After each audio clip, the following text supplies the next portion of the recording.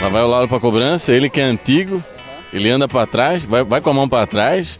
Jogador experiente, hein? Jogador experiente. A mão no copo, ele vai de chapéu, o que pode atrapalhar a aerodinâmica do chute, né? O chapéu tá alongando. Há quantos anos ele não faz isso? Pra travar a coluna é 2 toques. Ainda bem que ele é patrocinado pela... Rede Cooper, nossa cooperativa. Isso, da fama. Não, Boa Vida. Boa né? vida, né?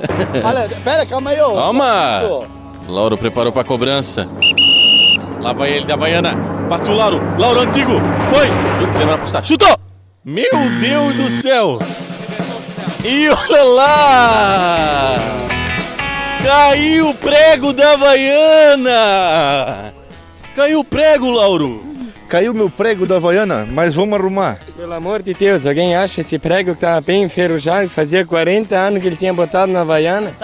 Que amanhã eu tô andando aqui descalço e eu pegar a teta ainda. Esse prego é de... Vocês têm vantagem.